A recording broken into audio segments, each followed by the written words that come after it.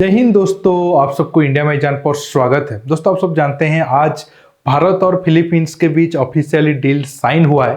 BrahMos missile को लेकर अब फिलीपींस तकरीबन $370 मिलियन में ब्रह्मोस का 3 बैटरी को खरीदेगा और इसके बाद फिलीपींस का उस रीजन में ताकत बढ़ने वाला है। और आप सब जानते हो उस रीजन में अगर फिलीपींस का कोई दुश्मन है तो वो है चीन। अब लेकिन बहुत सारे दोस्त या फिर बहुत सारे इंटरनेशनल मीडिया ये सवाल उठा रहे हैं, क्या सच में ब्रह्मोस मिसाइल खरीदने के बाद उस एरिया में फिलीपींस को चीन के खिलाफ बढ़त मिल जाएगी? क्या ब्रह्मोस मिसाइल चीन को या फिर फिलीपींस को चीन के खिलाफ एक तरीके से आप कह सकते हो बहुत ज़्यादा ताकतवर बना देगा? आज मैं उसी टॉपिक पर बात करने वाला हूं। जानने के लिए आप आखिर तक की वीडियो को देखते रहिए और ज़्यादा से ज़्यादा लाइक शेयर करना बिल्कुल मत भूलिए। तो आप न्यूज का हेडलाइन देखिए, can the Philippines BrahMos missile really deter China? मतलब क्या फिलीपींस की ब्रह्मोस मिसाइल चीन के खिलाफ भारी पड़ सकता है या फिर चीन को नुकसान पहुंचा सकता है? देखिए, सही मायने में अगर हम देखेंगे तो अब प्रेजेंट टाइम में फिलीपींस जो ब्रह्मोस मिसाइल खरीदा है उससे चीन को कोई बहुत ज़्यादा खतरा है नहीं, अगर हम अटैकिंग नजरिए से देखेंगे। मतलब ऐसा नहीं है कि फिलीपींस ये मिसाइल को खरीदने के बाद चीन से ज़्यादा ताकतवर हो जाएगा।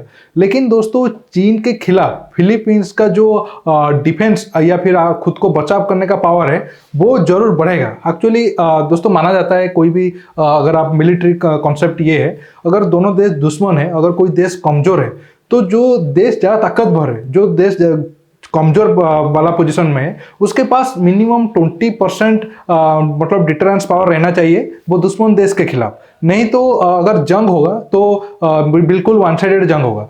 ब्रह्मोस होने से पहले फिलीपींस के पास आप कह सकते हो 20% पावर भी नहीं था। अगर जंग होता तो चीन जितनी तेजी से उसे अटैक करता उसका 20% जवाब भी फिलीपींस चीन को दे पाएगा। लेकिन अब प्रेजेंट टाइम में ये ब्रह्मोस मिसाइल आ जाने के बाद फिलीपींस की ताकत तकरीबन 40% हो जाएगा, मतलब जवाब देने की पावर जो है। तो इससे अब उस एरिया में फिलीपींस का डिफेंसिव पावर बहुत ज़्यादा बढ़ा है। हालांकि अब ये जो 3 बैटरी का डील हुआ है ये सिर्फ फिलीपींस की नेवी के लिए हुआ है। आगे जाकर फिलीपींस की जो आर्मी है वो भी ब्रह्मोस मिसाइल को खरीद सकता है। लेकिन सही मायने में देखें तो जैसे मैंने आपको कहा, ब्रह्मोस मिसाइल आने के बाद ऐसा कुछ बड़ा चेंजेस नहीं होगा कि फिलीपींस चाइना को जंग में हरा दे। तो फिर बड़ा सवाल है, तो फिर फिलीपींस से मिसाइल क्यों लिया? और हम मतलब अब अगर फिलीपींस को बहुत ज़्यादा एडवांटेज नहीं मिलेगा तो फिर हम ये मिसाइल उसे सेल क्यों किए? देखिए, जैसे मैंने आपको कहा, चाइना एरिया जो साउथ चाइना सी में बहुत ज़्यादा विवाद बढ़ाता है। चीन आप देखो कितना ऊपर है, लेकिन चीन का क्लेम देखो कितना बड़ा एरिया है। ये वाले एरिया पर भी कुछ आइलैंड पर चाइना क्लेम करता है, आगे मैं आपको बताऊंगा। और इसी वजह से वो फिलीपींस के ऊपर दबाव डालता है और फिलीपींस के बहुत करीब चाइनीज शिप आ जाते हैं। लेकिन अब अगर ब्रह्मोस मिसाइल सोच लो ये इस एरिया पर तैनात है, ये वाले एरिया पर तैनात है या फिर ए वाले एरिया पर तैनात है, 3 बैटरी लिया है, तो चाइना का जो ब्रह्मोस मिसाइल का जो राडार है या फिर जो मिसाइल रेंज है वो थोड़ा आगे तक हो जाएगा, 300 किलोमीटर आगे तक हो जाएगा। ऐसे में जो पहले चीन के शिप्स बहुत ज़्यादा करीब फिलीपींस के पास आ रहे थे, मान लो ये वाले पॉइंट पर आ रहे थे, तो वो अब नहीं आ पाएंगे, उनके लिए बहुत ज़्यादा प्रॉब्लम क्रिएट होगा। फिर भी और इसके साथ साथ फिलीपींस के पास और भी कुछ मतलब सिर्फ मिसाइल ले जाने से रख लेने से आपकी ताकत नहीं बढ़ जाएगी। आपको और भी कुछ फैक्टर चाहिए था, वो मतलब चीन को मुंह तोड़ जवाब देने के लिए, जैसे एक एडवांस राडार या फिर इलेक्ट्रॉनिक वारफेयर के लिए भी सिस्टम चाहिए था, या फिर आवाकस प्लेन वगैरह चाहिए था। वो अब प्रेजेंट टाइम में फिलीपींस के पास उतना आता है नहीं। तो इसी वजह से ब्रह्मोस मिसाइल से चीन जो फिलीपींस का डिफेंसिव पावर तो बढ़ेगा लेकिन बहुत ज़्यादा नहीं। इसके साथ साथ अब अगर प्रेजेंट टाइम में हम भारत की बात करें तो हम भारत मतलब ब्रह्मोस मिसाइल के जरिए मेन लैंड से अंडमान निकोबार तक आकर भी बमबारी कर सकता है। लेकिन फिलीपींस के पास वो पावर नहीं है, क्योंकि आप सब जानते हो हम ब्रह्मोस मिसाइल को सुखोई 30 MKI से लगाकर तकरीबन 3000 किलोमीटर तक फ्लाई करके या फिर 1500-2000 किलोमीटर तक बिना मतलब मिड एयर रिफ्यूलिंग के फ्लाई करके फायर कर सकते हैं और वहां से 400-500 किलोमीटर दूर तक मिसाइल आगे जाकर टारगेट को हिट कर सकता है। लेकिन फिलीपींस के पास अब प्रेजेंट टाइम में कोई ऐसा एयरक्राफ्ट नहीं है जिस पर ब्रह्मोस लगा है या फिर आगे लग सकता है। तो इस वजह से फिलीपींस के पास ये एडवांटेज है नहीं, क्योंकि अब प्रेजेंट टाइम में अगर फिलीपींस की एयरफोर्स को देखेंगे तो फिलीपींस T-50 यूज कर रहा है और T-50 में तो आप जानते हो साउथ कोरिया का है और रशिया परमिशन नहीं देगा कि हम ब्रह्मोस मिसाइल को फीड करें। और अभी प्रेजेंट टाइम में हमारे पास ऐसे कोई स्मॉलर वर्जन ब्रह्मोस मिसाइल आया भी नहीं है। क्योंकि अब जो हम सुखोई 30 में लगा रहे हैं, आगे जब तेजस वगैरह में लगाएंगे ब्रह्मोस NG, वो बनने में 4-5 साल और लगेगा। अगर ये मिसाइल हमारे पास होता तो हम फिलीपींस के एयरफोर्स के लिए ब्रह्मोस दे देते तो और फिर ऑटोमेटिकली रेंज बढ़ जाता, क्योंकि कुछ किलोमीटर तक मान लो फिलीपींस की मैप है, तो मान लो यहाँ से उसके प्लेन कुछ किलोमीटर तक आगे गए, फिर वहां से मिसाइल को फायर किया और मिसाइल भी और 200-300 किलोमीटर आगे जाकर हिट किया, तो ऐसे में मिसाइल का रेंज तो वही 300 किलोमीटर के नीचे होता, लेकिन फाइटर एयरक्राफ्ट के कारण वो रेंज 2000 तक किलोमीटर या फिर 1500 किलोमीटर तक हो जाता। लेकिन वो ऑप्शन भी हमारे पास है नहीं। अगर हम नेवी की बात करें, हमारे नेवी में भी ब्रह्मोस मिसाइल इस्तेमाल हो रहा है, लेकिन फिलीपींस के पास भी डिस्ट्रॉयर कवर्टी वगैरह है, लेकिन उसमें भी हम ब्रह्मोस मिसाइल को नहीं लगा पाएंगे। फिलीपींस में फिलीपींस जो भी डिस्ट्रॉयर कवर्टी वगैरह इस्तेमाल कर रहा है वो सब साउथ कोरिया का है, तो इसी वजह से साउथ कोरिया के जो वारशिप है वहां पर हमें रसिया परमिशन नहीं देगा।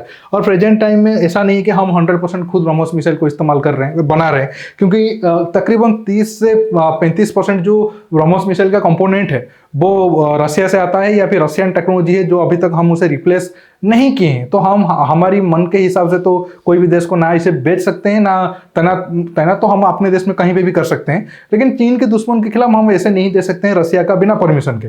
तो ये सारे प्रॉब्लम आ जाता है। नहीं तो अगर हम 100% खुद बनाते तो कुछ बात और होता। इसके साथ साथ एक तरीके से मैं कह सकता हूं हम थोड़ा चांस मिस किए, क्योंकि अगर हमारा डिफेंस इंडस्ट्री और थोड़ा मेक इन इंडिया की तरफ पहले जाता 5-10 साल पहले, तो सोचो जो अब फिलीपींस अपने एयरफोर्स में T-50 को यूज कर रहा है, अब उस वाले T-50 के ना होकर तेजस होता, या फिर अब जो वो डिस्ट्रॉयर कवर्टी वगैरह इस्तेमाल कर रहा है वो हमारे देश के होता, लेकिन हम कभी उस तरीके के नजरिए से सोचे नहीं है। हालांकि आप सोच रहे हैं, लेकिन उसमें टाइम लगेगा। लेकिन ऐसा भी नहीं है दोस्तों कि अब प्रेजेंट टाइम में ब्रह्मोस बिल्कुल यूजलेस है, क्योंकि साउथ चाइना सी में कुछ आइलैंड है जो चीन इलीगली एक तरीके से आप कह सकते हो, उसे ये वाले पॉइंट पर पड़ेगा, क्लेम करता है, और वो फिलीपींस के बेहद करीब है, और वो एक तरीके से ब्रह्मोस की रेंज में भी है। वो वाले पॉइंट पर जरूर ब्रह्मोस काम आएगा। मैं दूसरे मैप में आपको दिखाता हूँ वो आइलैंड कहाँ है और ब्रह्मोस कैसे वहां पर की रोल प्ले कर सकता है। तो आप सब जानते हैं साउथ चाइना सी में 2 बड़े आइलैंड को लेकर ज्यादा विवाद होता है। एक है स्पार्टली आइलैंड, जो एक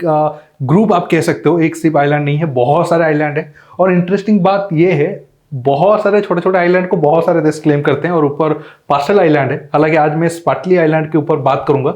ये जो आप रेड वाला देख रहे हो, जितने भी रेड वाले ये मैप है, ये सब चाइना का है, और जो ब्लू वाला है ये वाला ताइवान का है, जो ग्रीन वाला है ये वियतनाम का है, और बाकी जो ये वाला देख रहे हो थोड़ा लाइट ऑरेंज या फिर येलो, ये फिलीपींस का है।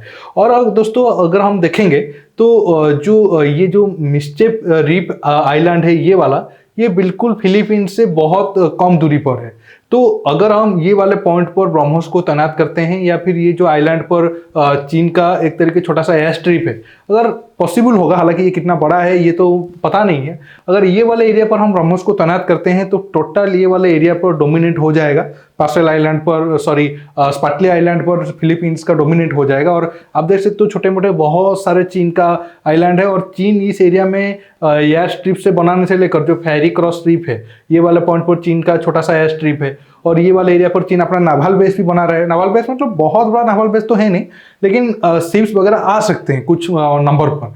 तो अगर ये वाले पॉइंट पर हम ब्रह्मोस को तैनात करते हैं, लेकिन इसके साथ साथ अगर ये वाले पॉइंट पर हम ब्रह्मोस को तैनात करने में कामयाब हो जाते हैं, तो ये पॉइंट पर डोमिनेंट फिलीपींस का हो जाएगा। अगर बहुत छोटे छोटे पर देखोगे तो और भी बहुत सारे, मलेशिया का भी कुछ दिखेगा, हालांकि ये मैप में आपको सही से नहीं दिखाई देगा, इसलिए मैं ये वाला पॉइंट पर आपको समझाने की कोशिश कर रहा हूँ। और आगे जाकर अब पहली बार हम कोई एक बड़ा डिफेंस डील किए हैं कोई एक देश के साथ, अगर ये प्रोसेस चलता रहा तो आने वाले 5-6 साल या 7-8 साल के बाद फिलीपींस के साथ हमारा और भी कई तरीके का डिफेंस डील हो सकता है, जो चीन के लिए आगे मुश्किल खड़ा करेगा। दोस्तों आज के टॉपिक में बस इतना ही। आखिर में इतना कहूंगा, हाँ अब प्रेजेंट टाइम में ब्रह्मोस मिसाइल से ऐसा नहीं होगा कि फिलीपींस चीन को हरा देगा, लेकिन चीन के खिलाफ जितना फिलीपींस को डिफेंस में पावर चाहिए वो 2-3 गुना जरूर बढ़ा है, और ये जरूरी भी था फिलीपींस के लिए, नहीं तो वो बेवकूफ नहीं है जो इतना सारा पैसा देकर ये सारा मिसाइल को खरीद रहे हैं। दोस्तों आज के टॉपिक में बस इतना ही। आपको ये वीडियो कैसा लगा नीचे कमेंट बॉक्स में कमेंट करके बताइए, और ये वीडियो को ज़्यादा से ज़्यादा लाइक शेयर करने के साथ साथ आप मेरे चैनल को सब्सक्राइब करिए, और सब्सक्राइब बटन के पास जो बेल आइकन है उसे प्रेस करिए। दोस्तों रुकता हूँ, बहुत जल्द और एक नया टॉपिक के साथ मिलूंगा। नमस्कार, जय हिंद।